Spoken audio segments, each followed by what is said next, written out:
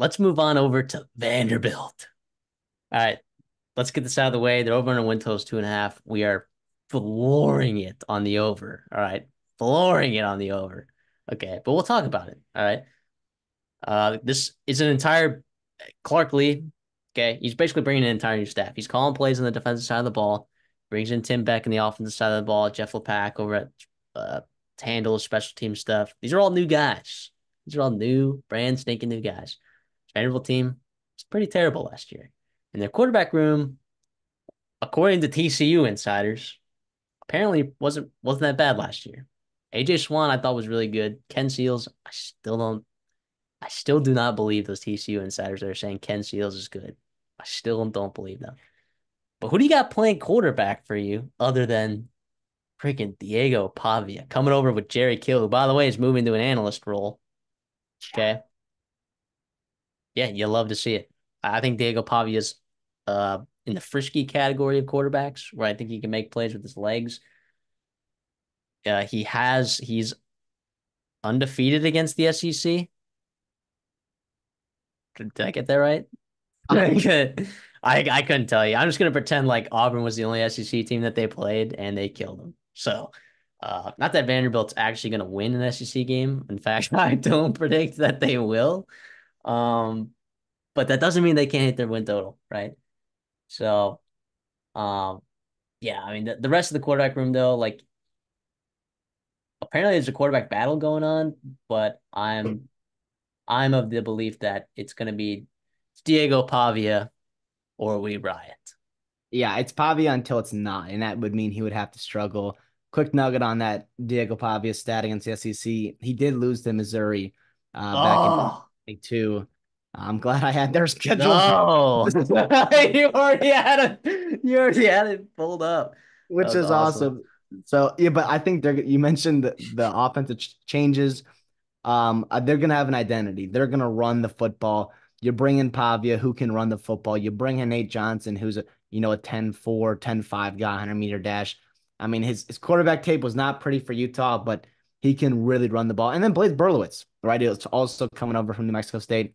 He's a younger kid. I don't expect him to get much run this year, but the reality is, at least there's some familiarity with that staff. Listen, you go back to 2022, and you mentioned Clark Lee. That's when they had success, right? They won 5 games, believe it or not that long ago. From you competed in the SEC. You lost at Missouri, a tough game there. You competed with South Carolina. You beat Kentucky at Kentucky, and you beat Florida, right? So they were running the football that year. They were really, really running the football. They had Mike Wright, I believe. So you mentioned Yep. another quarterback that's come through there, which is crazy how they've had AJ Swan, Ken Seals, and Mike Wright. But Jordan not Rogers, Jay Cutler. I mean, legacies at that position. Legacies. oh yeah, Rodgers, holy cow. But yeah, I do think you're gonna miss your running back room. Listen, it's not there's no Ray Davis in this room, right? Obviously, he was a stud for Kentucky last year, but there's Cedric Alexander flashed a little bit last year. Jamani Jones is coming over from New Mexico State. That could be fun. Chase Gillespie's a young kid as well. Got his feet wet last year. Um, Young coming over from New Mexico State. We'll see what he gives you. He's not terrible as well. I do think they're going to rely a lot on this running back room, as well as the quarterback's legs as well. But they lost a ton in that wide receiver room, which we'll get to.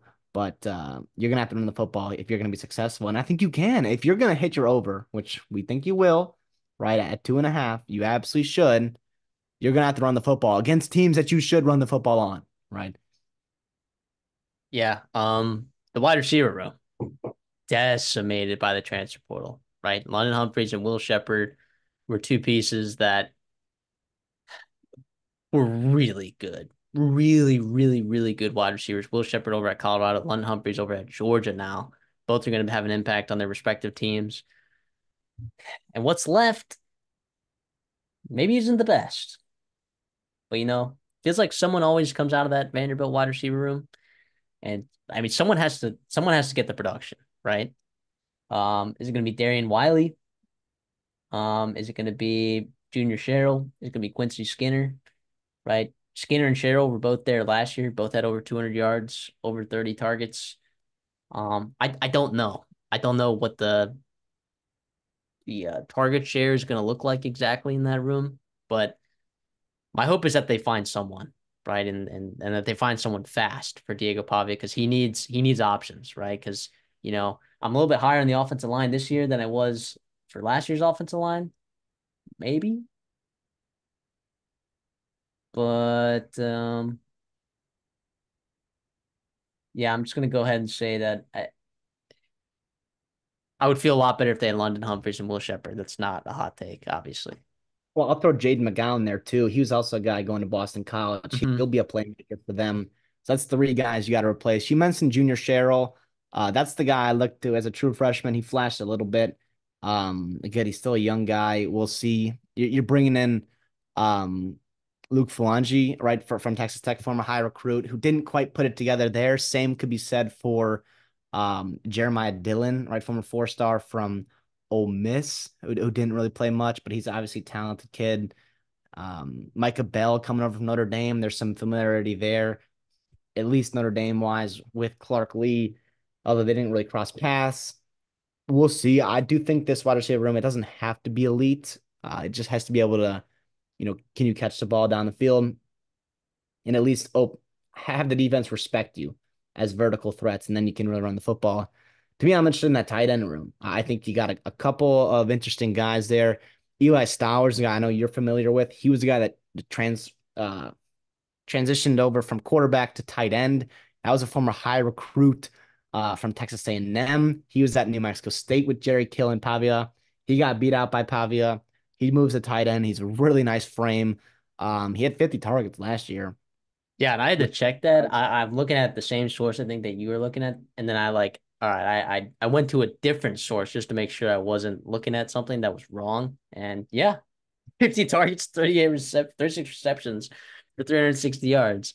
I cannot believe that. That's crazy. I cannot, I cannot believe. I don't even think he played like. Did he even play the whole season there? I'm I don't know. I think it's I pretty don't think recent he. I don't transition think he. from I don't think he quarterback to tight end. did. That's I remember crazy. I When remember watching him play I remember quarterback. He's just watching a their games, but I don't remember him popping off like that. That's crazy. I mean, 6'4", 225, right? I mean, kind of like it's not he's a exactly an SEC tight end type build, but good receiving threat. And I think what you can do too, if the speed of Pavia and Johnson isn't doing it for you, you could also get, creative with Stowers in the Wildcat. And then Cameron Johnson's there's a young kid as well. He did okay, not really good as a true freshman. But it's another body in there. Hopefully he can block because you're gonna be running the football, right? Hey, that's yeah, gonna, I hope that's a big emphasis of that tight end room. And I'm sure it is with that New Mexico State staff there. Um, I guess New Mexico State staff coming over to Vanderbilt and help that offensive line because they struggled last year. And you're hoping they can take a step, but how much better I think remains to be seen. yeah. I have a feeling that Cole Spence will get more snaps. He's a little bigger, 6'7", almost 250 pounds. I have a feeling that he'll get more early down looks, and I have a feeling you might see Eli Stowers in the slot. With that frame, Especially if like, there's questions at the receiver position too. You could run yeah. two to three tight end sets, right? I'm sure Jerry Kill would just love that, wouldn't he? He would, I mean, he would. Tim Beck would love that, Yeah. So, um, yeah, let's move to the offensive line. I like it better than last year's offensive line. Look, Steven Lasoya is a legitimate starting SEC guard or center, I guess I should say. Stephen Hubbard transfer over from UTEP, 6'3", 335 pounds. He played tackle for UTEP. I think he's going to slip down the guard. I'm pretty sure. If I had to guess, I hope he's still on the roster, by the way. Pretty sure he is. Gosh, I hope he's still on the roster. I'm like 99% sure he's still on the roster because part of my offensive line analysis was like based on him being halfway decent. He's a seventh year guy. So if there's any New Mexico State fans out there, Vanderbilt fans or sorry, UTEP fans or Vanderbilt fans that know anything more than I do, because I couldn't find a lot of them. Found where he committed. He's on the Vanderbilt roster, right? Yeah. But one of my reliable websites that I'm using, I'm not seeing his name on there. So Uh, Chase Mitchell coming over from Liberty. Is he going to play tackle? I think so. You returned Gunnar Hansen back, who had a ton of snaps for you. Yeah, I don't. I think this offensive line is going to be better than it was last year. Is that possible? You hope so because it kind of has to be. You're returning three guys, right? You mentioned Hanson. You got Delphin Xavier Castillo at guard as well as Gage Pitchford. So we'll see how they want to rearrange those dominoes and figure out what five players and what five spots you want them at. But I think the floor is definitely increased here because you're bringing in those transfers and all those returning guys are coming over, or I'm sorry, are um returning an extra year, and yeah, we'll see. Okay, It's okay, correct. Stephen Hubbard, his NIL page is still up for Vanderbilt, so I so think he's still on that team. I think we're good. I think he's gonna play guard. I think. I hope so. I think he's okay. yeah, come from UTEP. Yep. Yeah, it was a spring portal guy. Yeah, I we'll give it to Vanderbilt. But I hope. I mean, we'll run with that he's going to be there. So I think that obviously helps. Yeah. And this one website that we use that we both like, right? The one that you showed me, just didn't have his name on there. I'm like, why is Stephen Hubbard not on there? I was just Heart starts confused. racing. I know my heart starts racing. I'm like, we're recording this preview, like we're supposed to like know what we're talking about, and uh, this guy doesn't know what he's talking about on the website. Bozo. But yeah, sorry, Vanderbilt fans. You don't deserve this terrible coverage that we're giving you right now. But hey, we're here to make corrections on other folks' pages. So we're here to tell you, Stephen Hubbard could be a guy. Yeah, we can move on to the defense. Let's see. Okay, on the defensive line, you're Okay. older. I think you've got more people that you can rotate, which is awesome. You're bringing in a couple transfers. A guy in state, mid Tennessee State, not far from Nashville. Zaylen Wood is his name. You got to bring in a guy from Purdue named Sidnor. Not terrible. Listen, I don't know. I think there's some upside, right? You've got okay. I'm gonna try to not butcher this as some German. Get it's Isa Watanada, right? It's not exactly what it looks like, how you pronounce it, how you spell it. But he's a guy with high upside. I think he's going into year three. You're hoping that he can take a step as well. But the reality is, I think you've got depth where you can keep guys fresh, and maybe these guys aren't B plus to A minus guys, but they're good B minus kids, and you can play a lot of them, and you can keep guys fresh, and you're getting in that second half, and you're gonna have fresh legs, which is important on that defensive line, and you can also withstand injuries, which is nice. Yeah, I mean, there's a lot of guys with some sort of snap, you know. And look, what's nice though is that they're actually able to get, some transfers in the secondary, but normally it's hard for a school like Vanderbilt to get transfers. So bringing in Zaylen Wood and Crede Snyder or Sidnor, sorry. We'll see what those guys can do. Um, I'm not exceptionally high on this defensive line, but like you said, they got a lot of parts, maybe they're fresh, maybe they're rotating a lot.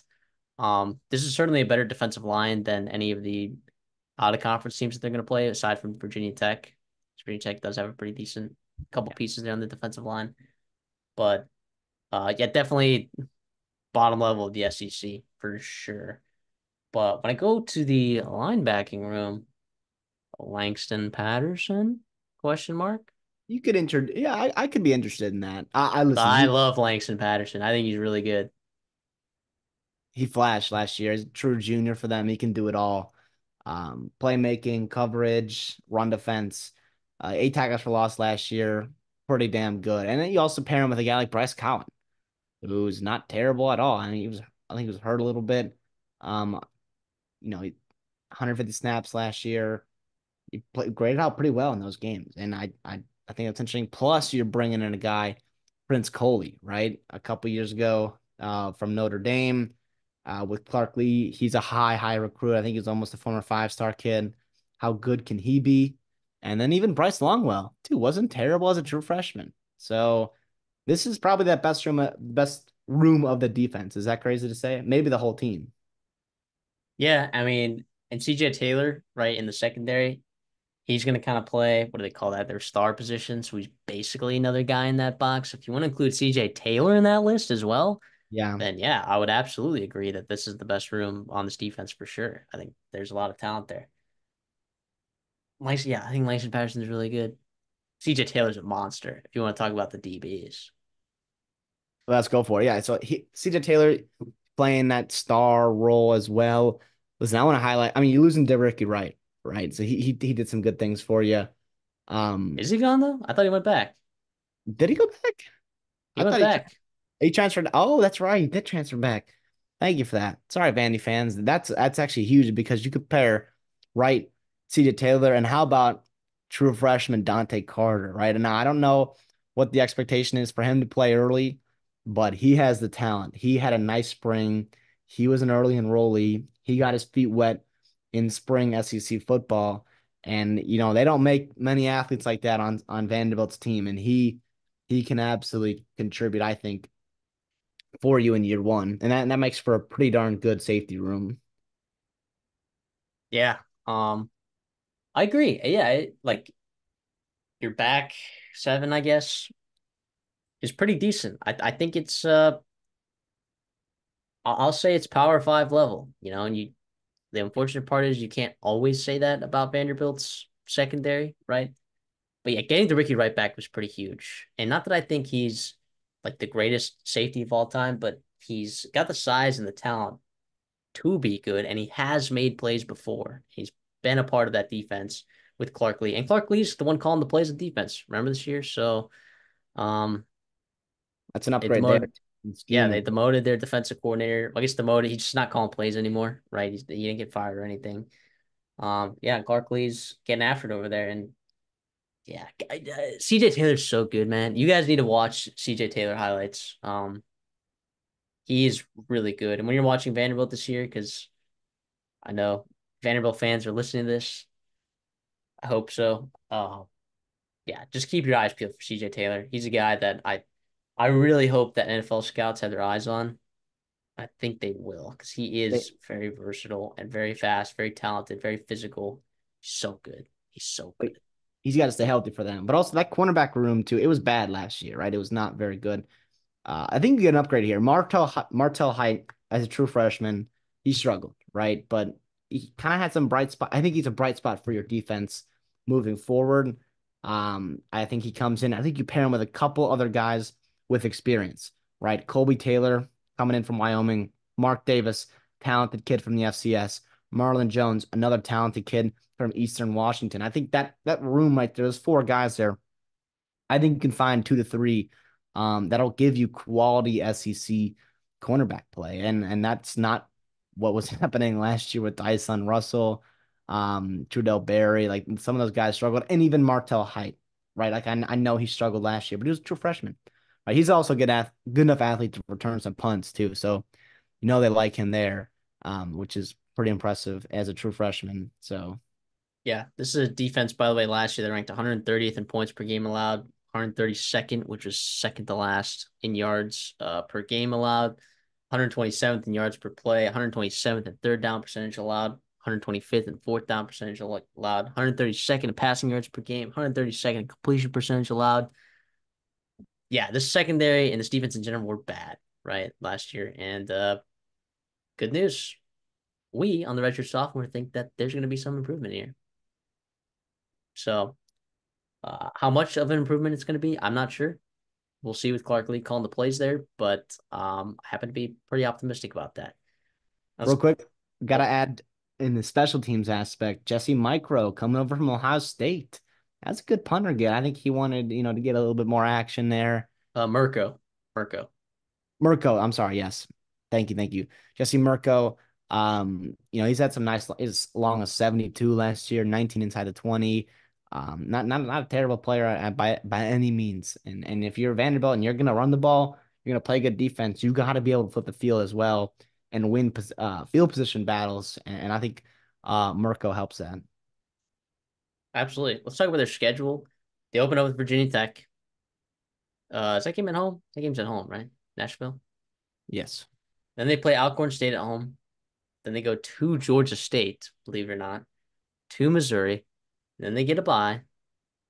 And they play Alabama at home, Kentucky on the road, Ball State at home, Texas at home, Auburn on the road, South Carolina at home, then a bye week before they play LSU on the road, and then Tennessee at home. Their over and win total is 2.5. Very heavily juiced to the over, by the way. It is very heavily juiced. The out of conference is Virginia Tech, Alcorn State, Georgia State, Ball State. I have to believe that they're going to beat Ball State and Alcorn State. And I already pounded Georgia State's under 4.5. Chalk enough that they were going to lose. Georgia State was going to lose to Vanderbilt. So there's 3 wins for you right there. Whether or not you win a game in the SEC, there's 3 wins for you. Yeah, I'm with you here. Listen, I want to talk about. I mean, yeah, you mentioned the out of conference. You got to go 3-1 there. Like if you're Clark Lee, right? I know the expectation is not super high at Vanderbilt, but you still have to beat Ball State. You have to go to the road on the road and beat a Georgia State team that was decimated in the portal, new coaching staff there. Like that has to be a win for you. But I'm interested to see, is there a game in the SEC you could steal, right? I mean, we saw a couple years ago, you beat Kentucky, you beat Florida, right? That's 2 wins in the SEC, which is holy cow. Can you be competitive and can you steal a game, right? The unfortunate part is, like at Auburn, at Kentucky, those are tough games on the road. And then South Carolina, they're just physical, man. They're really physical. They play a style of ball that I think doesn't quite match up with how you can beat them.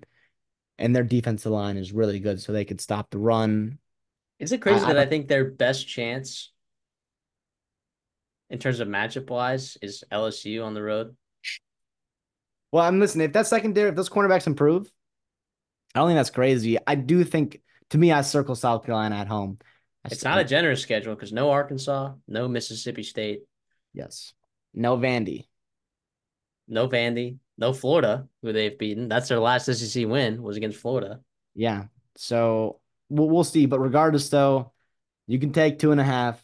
And listen, we don't encourage gambling here. We don't give you our picks, but Well, we're not telling yet. you what to pick. But listen, 2.5, and you've got 3 out of conference games. You do the math. Okay. You do the math on what should happen there. And obviously Vegas has two with those Yeah, odds the so problem low. is you're laying big juice. I think the best odds that I found somewhere was like minus 180, which you It's better tough. believe I took. It's tough to throw that in the it's tough to throw that into DraftKings or FanDuel or whatever, right? And then it just sits there all year. And then by week 8, you can breathe. Yeah. Is Okay. that, yeah, weekday? Is that when they play Ball State? That's Ball State. Then you can Yeah, breathe.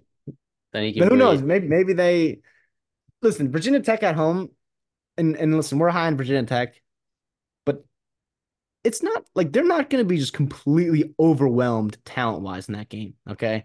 This is Clark Lee Vanderbilt. This is year 3 or year 4, I think, even of Clark Lee. I'm not telling you they're going to win that football game, but if you're a Vandy fan, right, like, correct me if I'm wrong in the comments here, like, you should be expecting and you should be hoping that they can actually, like, they can compete in that football game, right? At home. Absolutely. Yeah, if you're gonna lay $1 on the over, or for every dollar you lay, you're only getting 54 cents back. It's that much juice, but lay it. Just kidding. Just Think kidding. about, Do think what about you like, want. it's like the S&P, right? It's like the S&P. It's going to come back to you, but it's just going to take a while. Hey, a 54% return on an investment over 8 weeks. Hold on. Sign me up. Is there a Hold max? on. Max? Got to transfer Facts, money. facts, facts, facts, Got to facts. transfer money. Yeah. But anyways, I hope Vanderbilt is good. And I think Clark Lee should stay there. He did get extended in 2022. I think after the season, if it's bad enough, I think he could be on the hot seat. But that's just the tough reality of being the Vanderbilt coach and being a private school there in the SEC. Listen, I will say once, and this is, obviously speculating here, but we get into the future of college athletics and football where you have revenue sharing. And if Vanderbilt commits to that entire revenue sharing, whatever it may be, right, they offer a ton to kids. If you're getting them the same, payment as you can give other kids, that Vanderbilt, I think, to me, is one of the schools that see. that seeks to gain the most with a potential rule change like that. Am I crazy? No, not at all. Not at all.